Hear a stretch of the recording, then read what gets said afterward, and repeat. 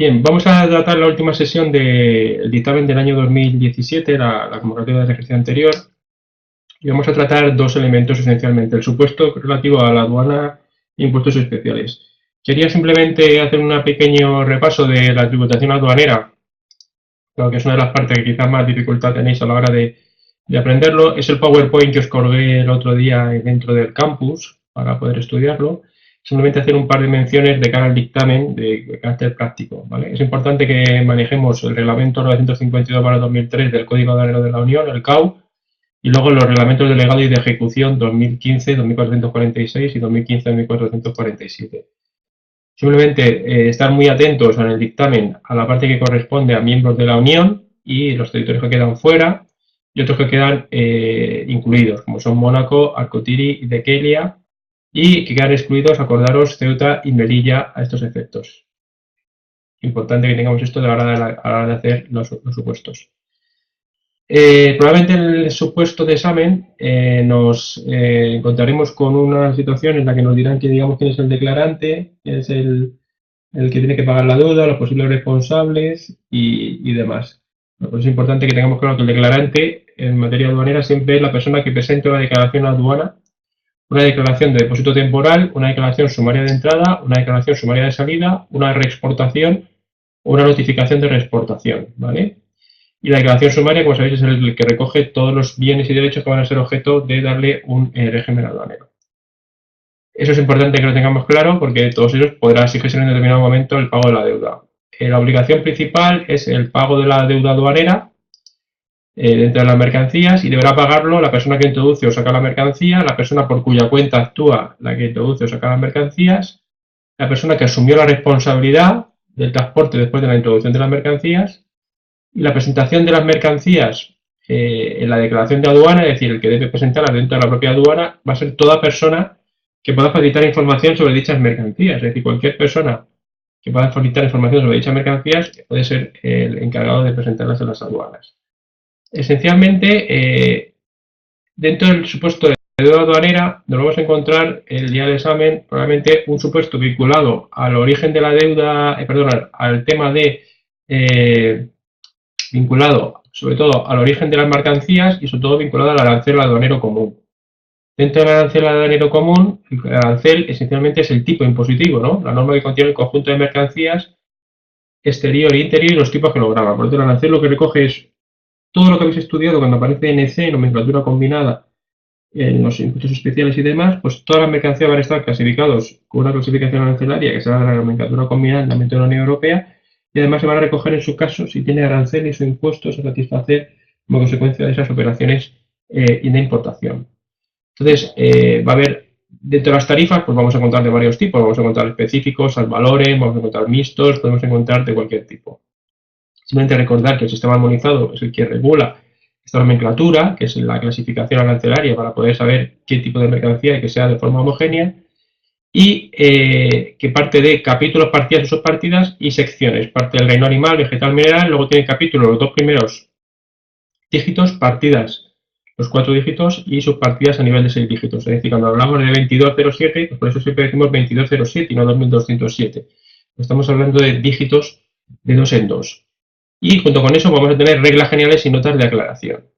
Bien, la nomenclatura combinada nos va a servir como forma para identificar las mercancías y por tanto saber en qué régimen es aplicable. Esto es importante en los impuestos especiales, porque ahí sí que tenemos la denominación de los hechos imponibles, nos habla de la nomenclatura combinada 2204, 2205, 2206, 2207, por ejemplo, los alcoholes, y eso lo que determina es saber si estamos ante un producto intermedio o si estamos ante un alcohol o bebida derivada. Por lo tanto, es importante el tema de la nomenclatura. La tarifa pues puede ser derechos convencionales, que sean pactados entre países, o derechos autónomos, que pueden ser establecidos por la Unión con determinados países. Bien, junto con eso, que es importante sobre todo para el tema de los impuestos especiales, una pregunta que ha sido recurrente en los últimos años, tanto en técnicos como en inspección, es el tema del origen de las mercancías, ¿vale? Muy importante el tema del origen. Dentro del origen de las mercancías, tenemos que conocer bien cuáles son las que se entienden enteramente obtenidas en dicho país. Estas, por tanto, una vez que tengamos un certificado que cumpla los requisitos legales, en todo caso se van a considerar de ese origen y por tanto se podrán aplicar el sistema de preferencias que corresponda, sistema de preferencias generalizadas, ER1, ATR1, EUR2, cualquiera de los sistemas que se prevean para esos países Y simplemente acordaros que estos son originarias de los países siempre, la mercancías obtenidas enteramente en dicho país. Habla de minerales, vegetales, productos procedentes de animales, productos de pesca marítima, del suelo, del subsuelo, desperdicios y los que se tengan derivados de los anteriores. Estos se entienden enteramente obtenidos allí, son originarios de allí, por lo tanto se podrán aplicar el régimen de preferencial que corresponda. Una mercancía, cuando han introducido dos o más países, es importante porque esto es lo que suele caer. Una mercancía cuya producción haya intervenido dos o más países será originaria del país y por lo tanto ese será el sistema de preferencia que deberemos aplicar en el que se haya producido la última transformación o elaboración sustancial económicamente justificada. Y esa frase, transformación o elaboración sustancial económicamente justificada, es la que determina el origen de las mercancías. Esto va a determinar que sea de un país u otro. Luego, si a eso unimos los certificados que debe aportarse, que los tenéis recogidos dentro del temario, pues esencialmente Bruna, TR1, FON A, todos estos, si se cumple esta condición de que se ha sido transformación o elaboración sustancial económicamente justificada en ese país y tiene el justificante certificado, pues en ese supuesto podemos aplicar el sistema de preferencias generalizadas, el TR1, el EU1, el EU2, que sea. Pero necesitamos esas dos condiciones, ¿vale? Probar que es la transformación o elaboración sustancial económicamente justificada, de ahí deberemos acudir al enunciado a ver qué nos cuenta, y luego sobre todo que tenga el elemento, el certificado, ¿vale? El certificado que determine que esa mercancía tiene ese origen. Y lo que representa es que será conducido a la fabricación de un producto nuevo o que suponga un grado de fabricación importante. Por tanto, esta parte de aquí es la importante para determinar si una mercancía nos dice que se compró la tela en China y se elaboró en Japón, bueno, pues realmente sería japonesa, ¿no? Porque la elaboración sustancial económicamente justificada pues se hizo en Japón. Entonces ahí tenemos que trabajar con eso y tener claro este concepto de cara al examen. Dentro del origen de la mercancía, pues como sabéis y tenéis recogido en el temario, y es importante que hagáis una lectura, es las normas se establecerán de acuerdo con un suscrito con la Unión Europea y otros países. Se consideran originarias las obtenidas enteramente en un país con un certificado de origen y las que sean productos objeto de, por ejemplo, de importados de terceros países que hayan sido inicialmente transformados, pues también van a ser originarias. Esto habla de un producto que puede venir de un país, pero luego cuando se hace la transformación cambia totalmente. Bueno, pues si esa transformación es sustancial y económicamente justificada, pues podrá tener ese origen. Entonces, a veces, y eso os habéis encontrado si habéis leído supuestos de técnicos o de inspección de 2 años, se exige la regla de transporte directo. Significa que las mercancías tienen que ir de un punto a otro sin poder tocar otro territorio, pero no siempre es así. Se puede exigir además que los productos sean transportados de dicho país sin atravesar el territorio de otro país cuando sea necesario.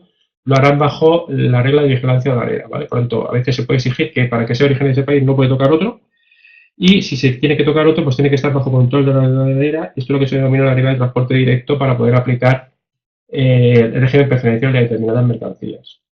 Y luego la otra gran pregunta del valor en aduana, pues realmente versa los últimos años, y eso lo que vamos a tratar ahora, sobre los criterios de valor en aduana, entendiendo estos como un criterio principal, el valor de transacción y una serie de criterios secundarios de mercancías idénticas, similares, basadas en el precio unitario, basadas en el coste de la producción y de último recurso. La propia Código Aduanero de la Unión establece la posibilidad de modificar el orden 3 y 4 si se considera adecuado por parte de los operadores. Dentro del valor principal es el valor de transacción.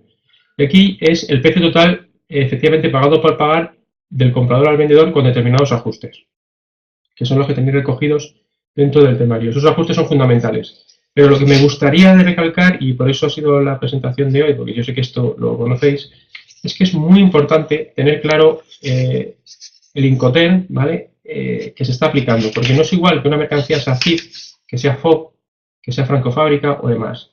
Por tanto, esto de sumar o restar no lo tenemos que tomar en valores absolutos, sino que deberemos sumar o restar en función del Incoterm en el que estemos. Si me dijeran uno que está recogido mediante puesta en destino, es decir, que incluye todos los gastos hasta la puesta en destino final, pues probablemente lo que habrá que hacer es restar del valor en aduana prácticamente lo que corresponda, pero todos los elementos. ¿Por qué? Porque ya está recogido el precio pagado por pagar de las mercancías, pues prácticamente la totalidad de los gastos que pueden estar incluidos, incluso incluye algunos que no deberían estar incluidos. Sin embargo, si me dijeran un francofábrica o un CIF, en ese caso, pues lo más probable es que tenga que añadir alguna partida, ¿vale? Por lo tanto, muy importante si estamos ante un CIF o un FOB para saber este tipo de mercancías y lo que tenemos que hacer es sumar o restar. No siempre sube, siempre se resta, sino que dependerá del Incoterm que me digan. Este sistema sí que se va a aplicar, sabéis, cuando no existan restricciones para la utilización o cesión de las mercancías, salvo que se impongan por la propia unidad aduanera, el límite geográfico para la reventa o no afecte sustancialmente el valor de las mercancías. Por lo tanto, aunque me dijera un supuesto que puede haber determinadas condiciones para no aplicar este sistema, nosotros lo que tendremos que ver es si, a pesar de que pueda haber ciertas restricciones, esas restricciones no se encuentran en ninguna de estas tres, en cuyo caso seguiría siendo válido este sistema. Que la venta o el precio no dependan de condiciones cuyo valor no se puede determinar en el momento de realizar la entrega de las mercancías, por tanto, si ese proceso ya lo podemos recoger a este sistema, que ninguna parte del producto revierta directa o indirectamente en el vendedor, salvo que pueda ajustarse, y que no exista vinculación entre vendedor y comprador. Bueno, esto de que no exista vinculación entre vendedor y comprador, recordamos que siempre y cuando haya influido en el precio, ¿vale? Por lo tanto, siempre que no exista vinculación y esta haya influido en el precio. Entonces, es fundamental que parezca que se vea de alguna forma, pues que sí que la vinculación ha influido en el precio. ¿Cómo no lo harán ver? Pues probablemente no lo harán ver diciendo que para mercancías, otros clientes con ventas similares, el precio es inferior al que se ha fijado, es superior, perdón, al que se ha fijado para las partes vinculadas. Entonces, esto es importantísimo que lo tengamos claro. ¿Qué se debe adicionar? Bueno, pues sabemos que el artículo 71 del Código Agrario de la Unión establece que se deben adicionar los comisiones y gastos de corretaje, no la comisión de compra, esa siempre la dejamos fuera, la comisión de compra, el coste de los embalajes, el coste de los envases, los suministrados para el comprador necesarios para la producción y venta, comparados a las materiales y mercancías incorporadas a las propias mercancías, herramientas, materiales y moldes, trabajos de ingeniería y desarrollo, cánones y derechos de licencia, el valor de cualquier producto de la reventa que vaya a revertir al vendedor, los gastos de transporte y seguro hasta el primer punto de entrada en el territorio de la Unión. Hasta el primer punto de entrada en el territorio de la Unión. Ahí siempre habrá un juego de que habrá varios puntos, pero el primer punto de entrada hasta ahí va a haber en la aduana. ¿Vale? Esa sería un poco la idea. No se incluirán, y por tanto, que no se incluirán no significa que se resten en todo caso, sino que si están incluidos hay que restarlos, si no están incluidos no haremos nada. Los gastos de transporte desde la entrada del territorio de la Unión, los gastos de construcción, instalación y montaje una vez que ya se ha realizado la importación, los intereses del acuerdo de financiación, siempre y cuando sean intereses que no hayan modificado el precio de adquisición, es decir, que no hayan afectado el precio de adquisición, sino intereses, podemos llamar entre comillas, normales para ese tipo de financiación, que la mercancía se venda realmente al precio declarado y que el tipo de interés elegido no sea del normal, que el gasto de derecho de reproducción de las mercancías importadas, las comisiones de compra, que ya hemos visto que no forman parte de la aduana, y los derechos de importación pagaderos en la Unión, ¿vale? Esos serían los elementos esenciales. Simplemente, como os he dicho, es muy importante que tengamos claro lo que es un CIF y lo que es un COP, porque son normalmente los que caen. El CIF, sí, recuerda que no es uno de los impuestos, pero sí que forman parte del valor en aduana, ¿vale? Lo deberíamos de añadir para calcular el valor en aduana, porque el arancel se calcula incluyendo eso. ¿Vale? De hecho, el antidumping se calcula incluyendo eso. ¿Vale, José Manuel? El exportador responsable del transporte de la mercancía hasta que está en cuenta en el puerto de destino, junto con los seguros involucrados, el importador solo debe adquirir un seguro de cobertura mínima. Bueno, pues el CIF sería el exportador responsable del transporte hasta que se encuentre en el puerto de destino. Pues fijaros, ya incluye en el precio todo por de transporte seguro desde que salió, el barco, el seguro, hasta el puerto de destino. Por tanto, ya está todo incluido hasta el puerto de destino. Lo que tendremos que hacer es ver si queda alguna cosa que se podría restar, ¿vale? Pero por tanto el CIF es uno de los que tendríamos que determinarlo. Bien, José Manuel, en tu pregunta dices que es mayor valor en aduana o solo tengo que tener en cuenta el efecto de determinar el arancel. Claro, para determinar el arancel siempre gira sobre el valor en aduana, ¿vale? Por tanto, si el antidumping lo que haremos es valor en aduana más los derechos antidumping, sobre eso calculo el arancel y sobre eso calculo luego el IVA, incluidos los propios derechos, ¿vale? Este término y luego el FOB, que sería la otra alternativa que nos van a poner, que fue la que cayó el año pasado, que sería que quiere decir que la mercancía es responsable de oro hasta el sobrepasar el barco de la exportación. Por lo tanto, es, como dijimos, puesto en el barco de origen. Todos los gastos incluidos hasta subidos al barco en el puerto de origen. ¿Qué faltará? Pues transporte, seguro, carga, descarga en el puerto de destino. Todas esas mercancías habrá que añadirlos al precio de la aduana, porque el FOB solamente, como dijéramos, recoge los gastos hasta subir al barco la mercancía en el puerto de origen. Mientras que el CIF recoge las mercancías hasta la llegada al puerto de destino, ¿vale? Eso sería un poco lo más interesante de esta parte. Yo me quedo aquí, no quiero entrar mucho en profundidad porque ya lo haremos más tarde, cuando hagamos las sesiones de aduanas, lo desarrollaremos todo un poquito más, pero sí que esto tenerlo muy presente, por favor, los que lo vais a examinar en la oposición en breve, porque sobre ahí va a estar el hecho. Yo me repasaría también por lo novedoso que trae un poquito por favor, repasaros todo el tema de las nuevas autorizaciones y de las consultas y demás, ¿vale? Que eso es muy novedoso y es posible que pueda quedar alguna pregunta por el tema novedoso que tiene, ¿vale? Por favor, repasaros lo de las autorizaciones, lo de las consultas y demás, porque esa parte no ha caído nunca, porque nunca, o sea, con la modificación del caos, la primera vez que realmente se pone en la posición, y por el tema novedoso, pues quizá pueda ser algo interesante que podamos encontrarnos algún tipo de pregunta, ¿vale? ¿Sabéis de lo que hablo, no, José Manuel? Vale. Eso leeroslo, porque aunque sea teórico, una autorización, lo de que han de quedar trámite de audiencia, no trámite de audiencia, leerlo un poquito, ¿eh? Sobre todo por lo novedoso, ¿eh? Por lo novedoso. Me preocupa un poco porque normalmente siempre lo más novedoso es lo que suelen preguntar. Entonces, como eso es lo que se ha introducido más novedoso, eso es. En técnicos viene bien resumido, ¿vale? Entonces, bien. Vale, bueno, pues vamos a hacer, si os parece, el dictamen del año 2016. Vamos a trabajar la parte que correspondía a la parte de impuestos especiales y aduanas, que era la parte 5 del dictamen, si os acordáis. Y simplemente vamos a ver un poco, que vais a ver qué es lo que se trataba aquí. Bueno, vamos a ver lo que se cayó el año pasado, que es lo que suele quedar todos los años. Vamos, la verdad es que aquí tampoco hay mucha innovación. Bien, si nos vamos a la parte 5, en concreto les decía que Alberto y Blas, los dos hijos mayores de don Emiliano, estuvieron residiendo en Alemania y Francia respectivamente desde el 1 de enero hasta el 31 de diciembre de 2012. Alberto adquirió el 3 de marzo de 2012 un vehículo usado matriculado en condiciones normales de tributación en dicho país. Por tanto, Alberto se compró un vehículo en Alemania, que probablemente los tipos pues, eran inferiores o superiores, ahora veremos lo que pasó. Blas adquirió en Francia el 26 de octubre un vehículo usado matriculado en condiciones normales en dicho país. El 1 de enero de 2013, ambos trasladan su residencia a España y matriculan los vehículos en el Estado español a su nombre el 4 de enero de 2013, habiendo presentado una declaración de exención del impuesto sobre determinados medios de transporte por traslado de residencia. Alberto vendió el 15 de agosto de 2013 y Blas lo vendió el 5 de abril de 2014. El 4 de mayo de 2017, la agencia tributaria los ha notificado en relación a la comprobación del impuesto de determinados medios de transporte para ver si esa exención era correcta o no era correcta. Y se pide que se analice desde el punto de vista del impuesto especial de determinados medios de transporte si es correcto lo que han hecho aquí o si no es correcto.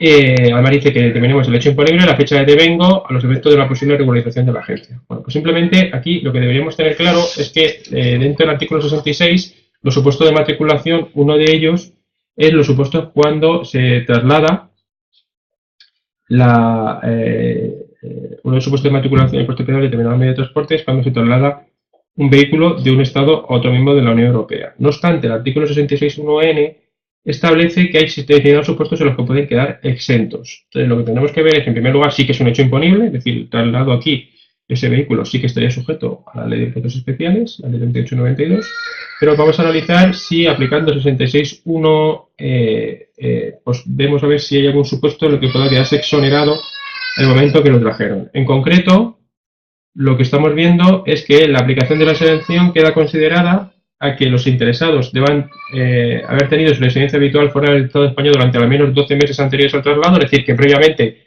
hayas estado fuera más de 12 meses. En este caso, uno estuvo desde el 1 de enero y hasta el 31 de diciembre de 2012 y otro estuvo estuvieron hasta el 4 de enero de 2013 por traslado. Bien, en segundo lugar, que los medios de transporte deberán haber sido adquiridos e importados en condiciones normales en su país de origen, que es lo que decía precisamente el supuesto, que los medios de transporte deberán ser utilizados en su antigua residencia al menos durante 6 meses, que se suscite la matrícula en el plazo del 65.1 y que los medios de transporte que se aplique esta exención no deberán ser transmitidos durante los 12 meses siguientes. Bueno, pues si vemos todo esto, lo que vemos es que los interesados deberían haber tenido residencia habitual fuera del territorio español durante al menos los 12 meses anteriores. Si leemos eso, la primera condición es que nos indica que llevaban desde 1 de enero a España, 1 de enero de 2013, y se fueron el 1 de enero hasta el 31 de diciembre. Por lo tanto, ambos en principio cumplían ese requisito, porque si vinieron en el 4 de enero de 2013, o el 1 de enero de 2013, habían estado desde el 1 de enero de 2012. Exactamente habían estado un año, ¿vale? Por tanto, cumplieron esa primera condición, haber estado 12 meses fuera. La segunda que hemos dicho es que debe haber sido adquiridos en condiciones normales. Eso es lo que dice. El supuesto dice que en condiciones normales, que han adquirido un vehículo en condiciones normales. Por lo tanto, la segunda condición también se cumplía, la condición de condiciones normales. La tercera es que los medios de transporte haber sido utilizados al menos durante 6 meses antes. Bueno, uno dice que lo compró el 3 de marzo, 6 meses hasta el 9 de septiembre, y otro lo compró el 26 de octubre de 2012. En este caso, el segundo, haber sido utilizado durante más de 6 meses, en el segundo supuesto, Plus no cumplía esta condición. El vehículo no había utilizado durante más de 6 meses en Alemania antes de haberse hecho la introducción en España. Por lo tanto, en principio no se podía haber aplicado la exención, no cumple este requisito. Y luego que la matriculación debía producirse, recordemos, según el 65 de la Ley de Impuestos Especiales, en los 60 días posteriores a la utilización en España. Por tanto, resulta que el día 1 de enero, tanto Alberto como Blas trasladaron su residencia a España, los vehículos los matricularon el 4 de enero, por tanto, han pasado 4 días. Efectivamente, han cumplido la condición. Ambos cumplieron la condición de haberla matriculado durante los 60 días.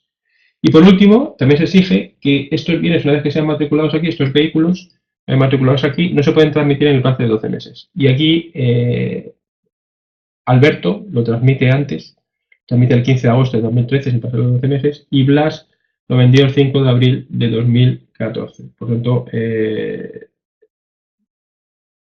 ocurre? Pues que ninguno de los dos se puede haber aplicado la exención. Uno, por no haberlo utilizado 6 meses, y otro por haberlo transmitido antes de los 12 meses posteriores a la matriculación definitiva en España. Por lo tanto, ninguno de los dos lo puede aplicar. En cuanto a la siguiente pregunta que decían ahí, si se cumplen los requisitos para la exención, hemos visto que no.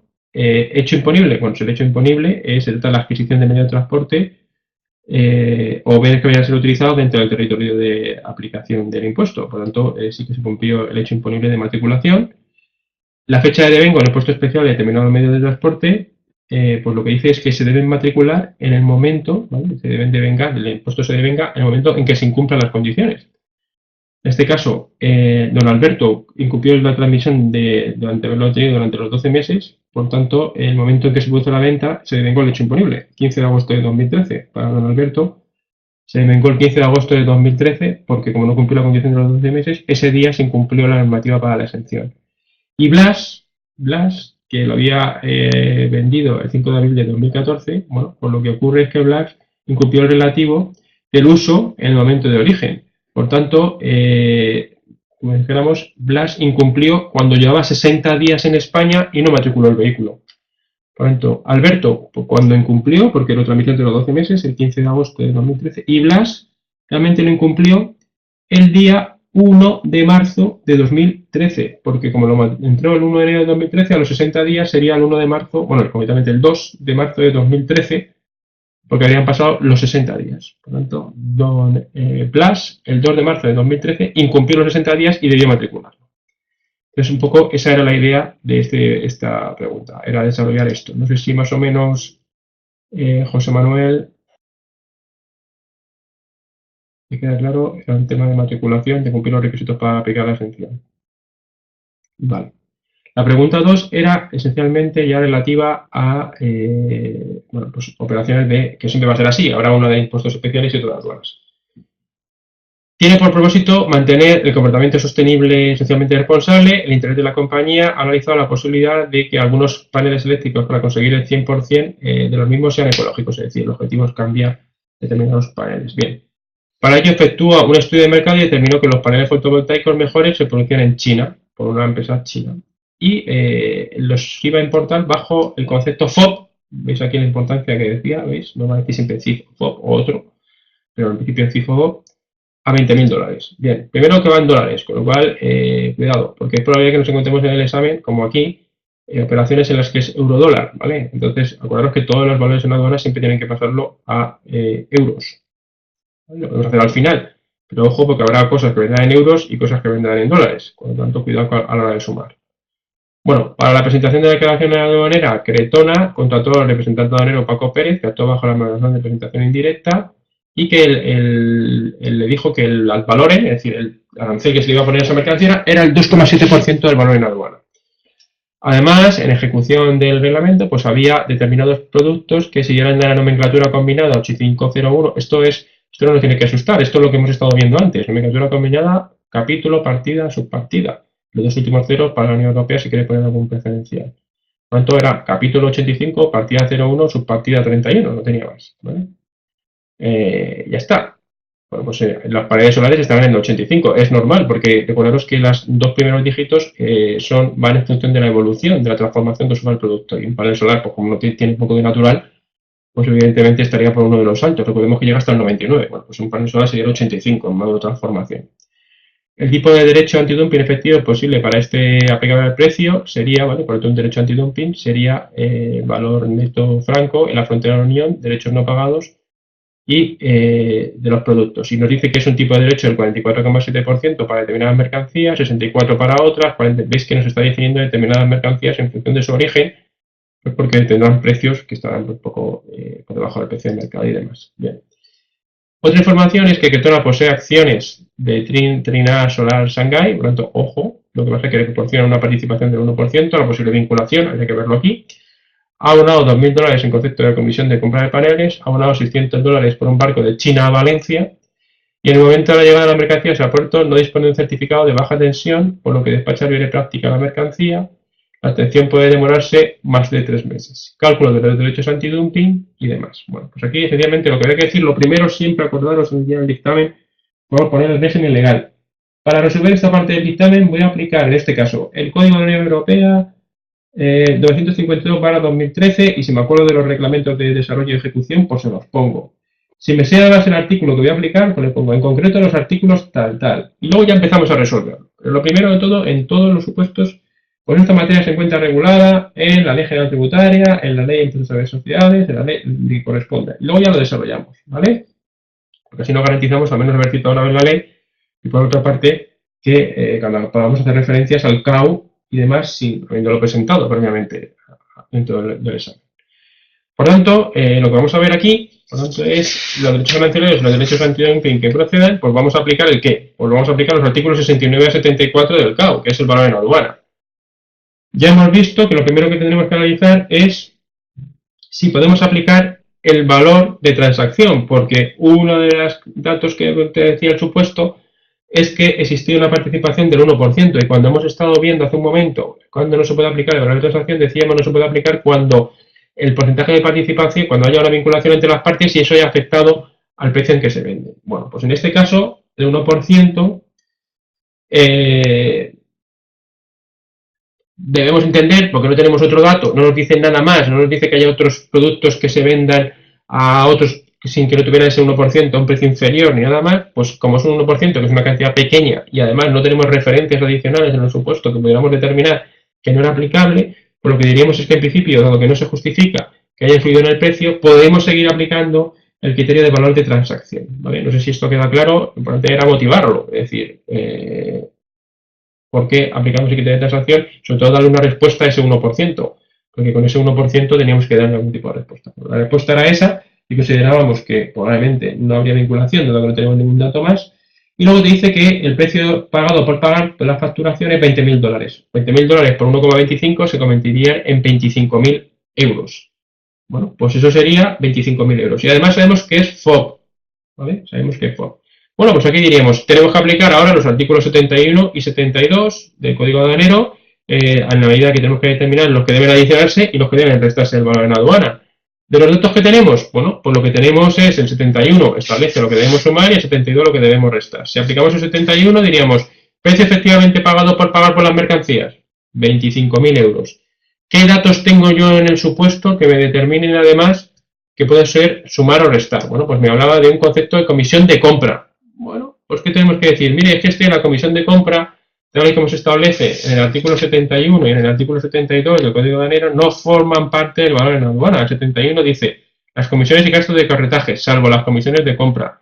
Y el artículo 72 dice, no se sumarán las comisiones de compra. Por lo tanto, habría que justificar que esos $2.000 no tendríamos que tenerlos en cuenta, dado que se trata de una comisión de compra que no forma parte del valor de la aduana. Y por otra parte, abonado $600 por el transporte desde China a Valencia de los paneles. Bueno, pues son $600, como suponiendo que China a Valencia es el primer punto de entrada en el territorio de la Unión, como lo sabíamos, pues podríamos justificarlo, pues diríamos que son 600 por 1,25, 750 euros el valor que deberíamos añadirle por el 71.1e en la medida que el transporte por ti seguro hasta el primer punto de entrada en el territorio de la Unión.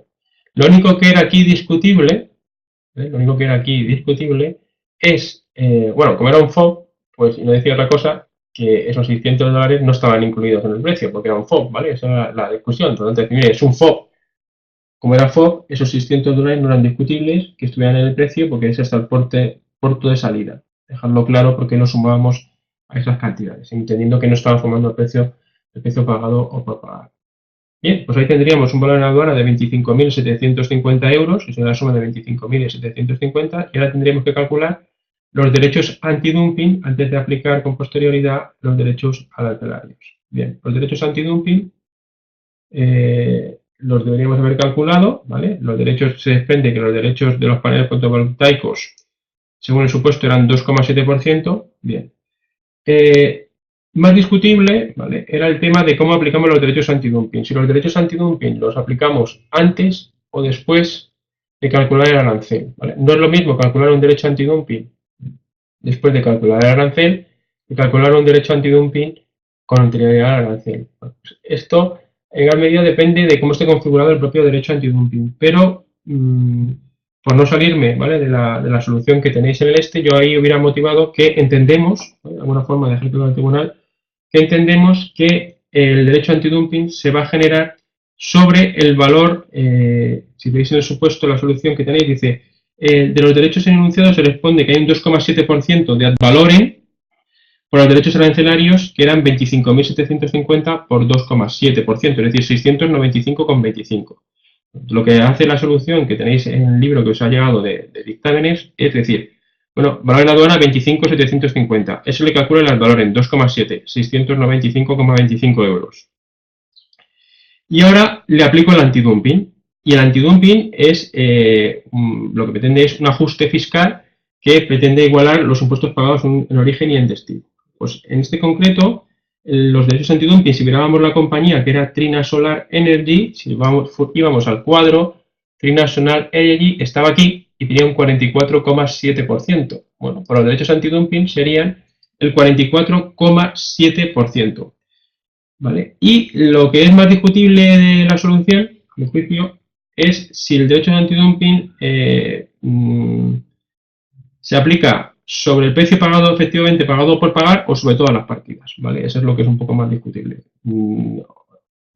Si veis el manual, lo ha resuelto diciendo que 25.000 por 44,7%, ¿vale? Es la solución que ha dado el manual, pero sería también planteable la posible solución de decir que no solamente eso, sino que incluiría todo el valor en aduana, 25.750, más los propios derechos arancelarios, ¿vale? Más los propios derechos arancelarios.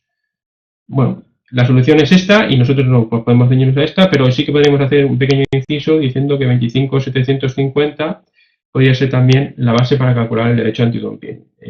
Los derechos son derechos reguladores y por lo tanto están muy diferenciados en cada caso y prácticamente en cada caso se justifican indicando cuál es la parte que forma el derecho antidumping, porque lo que pretende es un ajuste neto en frontera. Por lo tanto, para hacer ese ajuste neto en frontera, pues muchas veces hay que ir caso a caso, ¿no? Entonces, con carácter general, siendo, digamos, los más conservadores, 25.000 por 44,7%, si queremos apurar un poquito más este concepto y decir, bueno, pues que el derecho antidumping también podría incluir todo lo que se incluye en el valor en aduana, ¿vale? Simplemente dejarlo ahí un poco abierto y un poco plantearlo desde ese punto de vista, ¿vale? Bien, si lo hacéis así, pues el 44,7% sobre 25.000, 11.175, si no, pues de forma motivada diciendo, bueno, yo considero que el antidumping definitivo es por el precio neto en la frontera de la Unión. Precio neto, pues podríamos decir que son 25.750.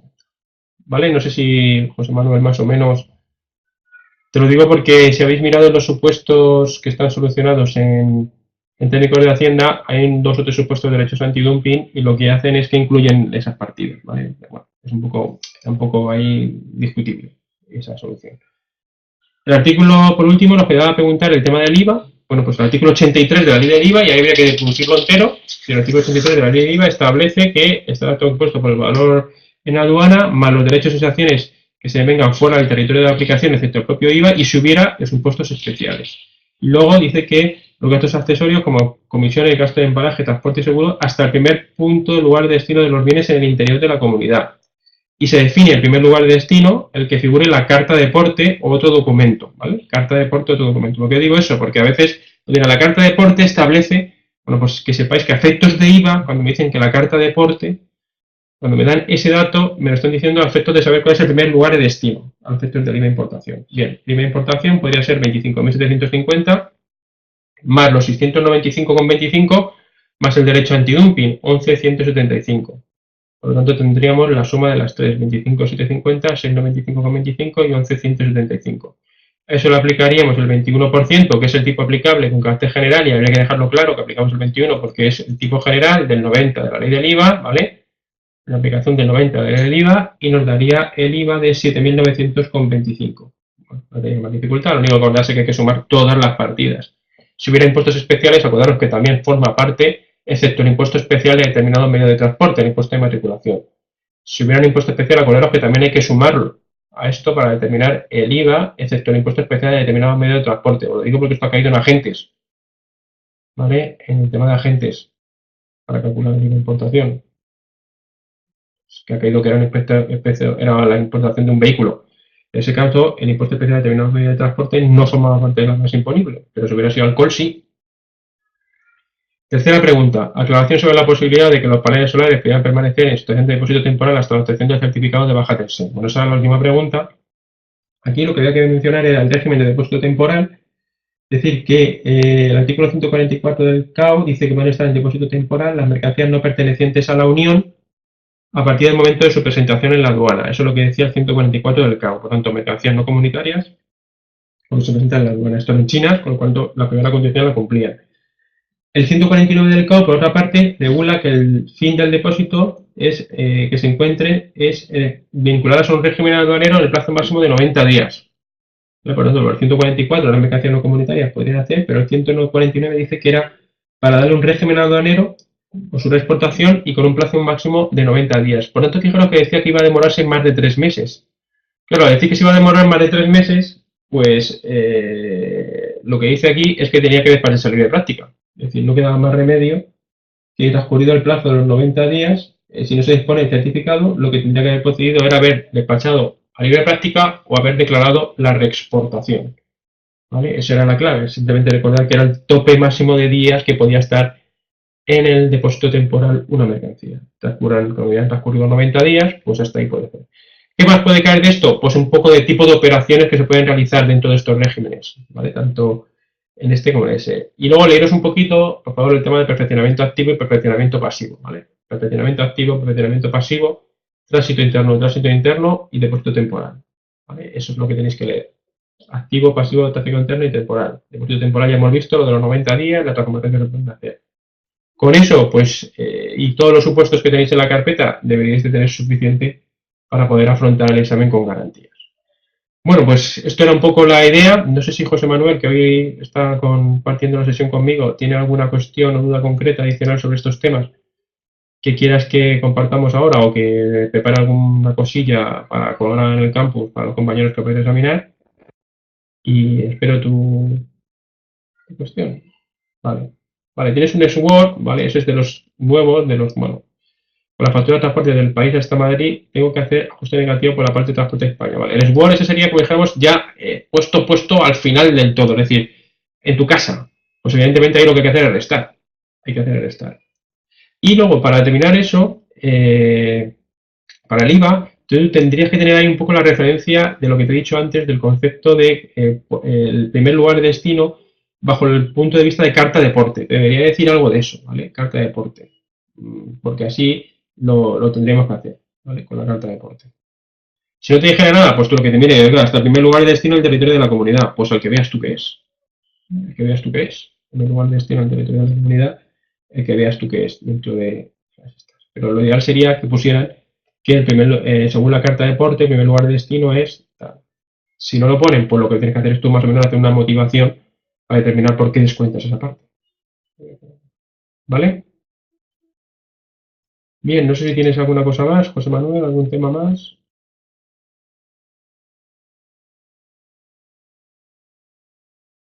Bien, pues nada, os he colgado ya tenéis colgado a todos los que vais a examinar en el examen de dictamen, el ejemplo, bueno, un dictamen que hemos elaborado los profesores de dictamen del CEF, que sí que van a hacer en presencia. para que lo hagáis, por favor, y me lo enviéis. La fecha tope, que son 4 horas, está pensada para 4 horas, es largo, pero está pensada para que peleéis ahí 4 horas, porque es un supuesto muy parecido a lo que podéis encontrar en el examen. ¿Vale? Tiene 22 páginas, bueno, entonces muy similar al del año pasado. El año pasado tenía 23, pues lo hemos hecho de 22. ¿Vale? Más o menos será muy similar al que en los últimos años, un poco con lo que creemos nosotros que puede ser más novedoso y demás. La fecha tope de entrega para este supuesto es el domingo a las 12 de la noche porque tengo que corregirlo. Tengo que corregirlo. Y solo se va a entregar la solución a aquellos de vosotros que presentéis el dictamen, ¿vale? Solamente se va a entregar la solución a aquellos de vosotros que lo hagáis elaborado y me lo subáis a mí. Es un poco el objetivo, es que lo hagáis para que sufráis ahí un poquito y sobre todo para que practiquéis antes del examen, porque vosotros al estar en distancia pues es más complicado hacer ejercicios todas las semanas, y tenéis que haberlos hecho vosotros todas las semanas, pero es más complicado hacer un dictamen completo. Entonces la idea es este supuesto que es completo, que son 22 páginas, que está pensado para 8 horas.